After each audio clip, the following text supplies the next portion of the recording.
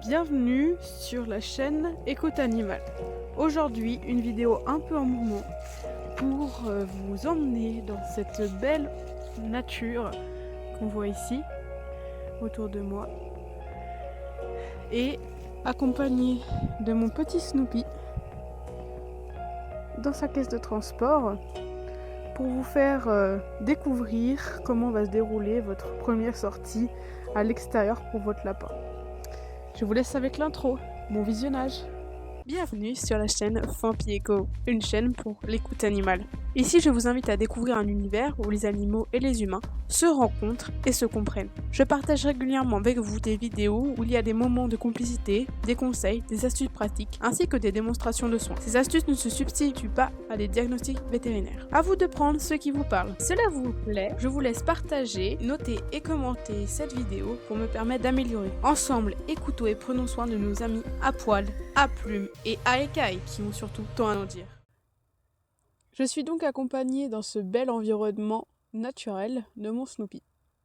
Je vais pouvoir vous raconter quelques anecdotes que j'ai déjà eues avec lui lors de sorties extérieures, mais aussi vous expliquer comment faire la même chose en fait avec votre lapin, ou même avec votre chat, votre chien, etc. Ça peut être appliqué de la même manière. Donc dans un premier temps, on va parler du matériel à prendre. La caisse de transport, juste ici, hop, et de son grillage, d'une laisse qu'on voit ici.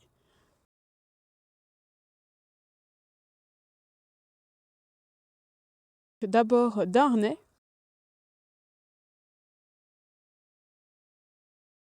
Ça, c'est le matériel de base. La caisse de transport, ça va vous permettre, en fait, c'est quand vous arrivez, tac, tac, tac, tac, tac, bah, vous avez au moins sous le bras et vous le sortez à un endroit qui sera sécurisé. Hop, et je vous mets juste là des petites photos de ce que je prends moi aussi en plus pour des plus grandes balades. Il est sorti de sa caisse de transport. Il nous accompagne maintenant et il mange tout à fait à l'aise, tranquillou. La preuve que je le sors quand même des fois et qu'il connaît un peu le lieu. Parlons ensuite de la deuxième chose importante. Moi, ce que je vous conseille, c'est un environnement surtout sécurisé. Donc on va faire un petit tour d'horizon du lieu. Hop. Donc là, en fait, on est dans un environnement de passage, mais que je connais assez bien. Donc pour savoir qu'il y a peu de gens qui y passent, et s'il y a des animaux, etc., je sais comment réagir. Donc surtout, prenez un environnement sécurisé. Le mieux, c'est vraiment ça, parce que ça doit accueillir un cadre sécurisant pour aussi vous rassurer et rassurer votre animal. Donc ce lieu-là, il est pour moi idéal.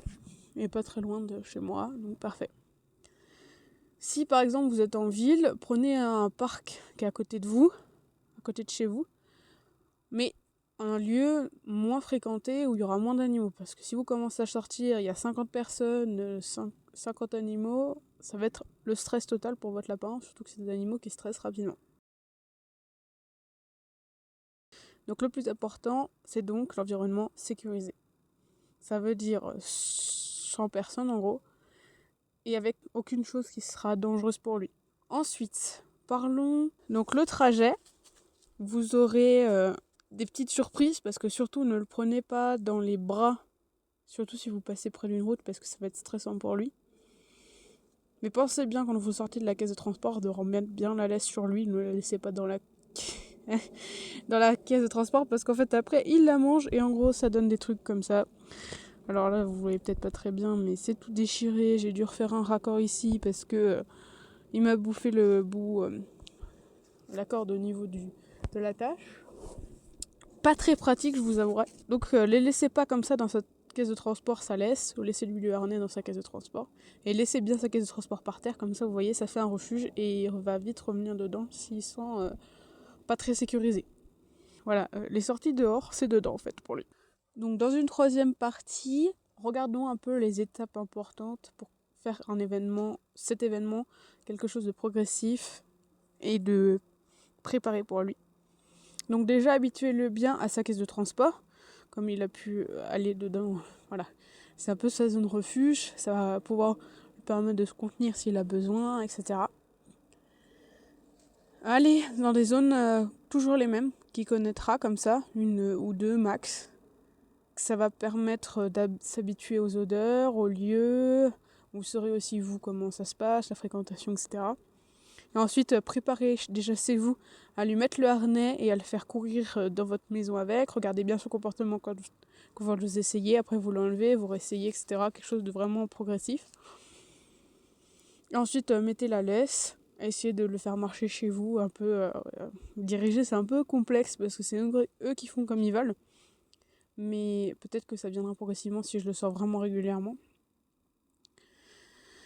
Ensuite, préparez de sortir déjà juste dehors chez vous. Si vous êtes en maison, dans votre jardin, etc., c'est pas mal. Et après, faites le grand saut. Voilà. Quelque chose vraiment de progressif. Ensuite, regardez un peu les animaux qui entourent. Parce que ça, et les odeurs. Ça, c'est quelque chose de très important parce qu'ils ont un nez très, très fort. Donc là, ils sont partout déjà. Alors, petite anecdote, c'est que moi, quand je l'avais sorti dans le lieu où vous avez vu les photos là-bas, vers les pierres, il y avait les odeurs d'un chien qui était passé il n'y a pas longtemps. Et là, il est venu me gratter aux jambes, me monter sur les genoux et je me suis posée accroupie par terre. Et là, il est venu direct sur mes genoux, il a sauté, tout apeuré. Et c'était vraiment chou parce que j'étais aussi son point de référence. Donc c'est important comme ça que vous ayez, vous soyez son point de référence et sa caisse de transport. Donc il suffit juste de l'odeur, même pas de l'animal. Alors lui, les chats, c'est hors de question, les chiens non plus, ou de très très loin les chiens. Pas très habitués. Mais si vous avez un lapin déjà habitué, c'est chouette. Après voilà, soit ça va très vite, soit ça va très doucement. Mais préparez bien à qu'il rencontre très peu de personnes. Et surtout qu'il n'y ait pas trop d'odeur. Parce que vous allez rester pendant 2 heures sur l'odeur. Dans une autre partie, regardons un peu les plantes et les choses toxiques à faire attention. S'il est à l'aise, il va commencer à manger. Donc tout ce qui est feuilles, c'est pas très très grave. Mais le lierre que vous voyez par exemple ici, vraiment, ça c'est niette. Il va essayer de manger parce que par exemple mon lapin mange tout. Mais 1 ou 2 feuilles, pas plus parce que c'est vraiment dangereux pour lui. Ce qui va être toutes les autres plantes normales, là c'est bon. Voilà, il y a des choses, ça va. Mais le lierre, c'est niet. Le moins possible, c'est le mieux parce que c'est vraiment des éléments toxiques. Et là, il y en a un peu partout parce que c'est un peu la saison. Surtout qu'ils sont en fleurs et en feuilles. Donc voilà, faites attention bien aux plantes toxiques qui pourraient manger dans ce lieu, etc. Ensuite, regardons un peu les éléments de pourquoi est-ce qu'on sortirait notre lapin à l'extérieur. Donc déjà, ça lui permet de connaître un autre environnement, lui apprendre à vous connaître dans d'autres lieux, à tisser un lien différent avec lui, et aussi à pouvoir lui permettre d'avoir d'autres odeurs à sentir. C'est quelque chose de très sensoriel cet événement-là, aussi pour vous, comme ça vous êtes dans la nature, vous profitez, vous êtes avec votre animal, ce qui n'est pas toujours évident de sortir avec son lapin. Donc ça va être quelque chose de sensoriel, c'est quelque chose de social pour vous, parce qu'il y a aussi peut-être d'autres gens qui vont venir, si vous voyez avec des lapins que vous êtes en ville, ça va les attirer. Ça lui permet aussi de se dépenser quand il n'est pas à l'arrêt comme là. Alors voilà, c'est le speed du jour. Hop, hop, hop, hop, hop. Hop.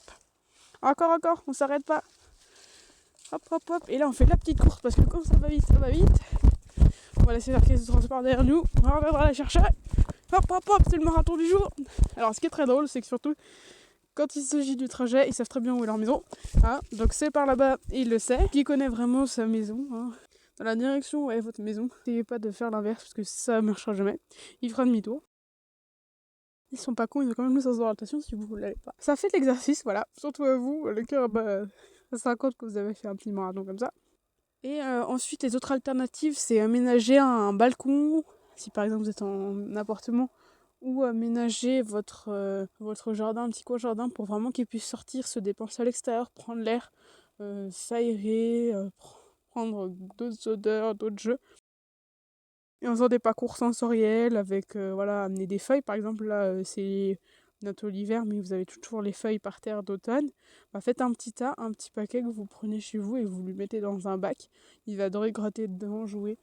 Voilà, avec cette odeur de bois, cette odeur de humus, c'est très agréable pour eux. Ça change de votre maison qui a l'odeur du parfum et du propre. Voilà, ça c'est une autre possibilité. Évidemment, comme ça lui permet de creuser si vous n'avez pas de terre chez vous. Voilà, après il creuse au terrier et ciao, il a sa maison, vous pouvez partir sans lui. Non, c'est extrêmement drôle d'ailleurs, parce que j'aime beaucoup quand il se met à gratter. Voilà, comme ça, il est blanc, il va devenir marron. En fait, c'est aussi pour changer de couleur de votre lapin. Si vous en avez marre du blanc et du noir, mettez un peu de couleur, du marron, c'est pas mal, du vert. Frottez avec de l'herbe. Et ah oui, s'il se sent en danger, il va faire des cacas. Voilà, pipi, marquer son territoire. D'accord, super. Ça m'était jamais arrivé ça.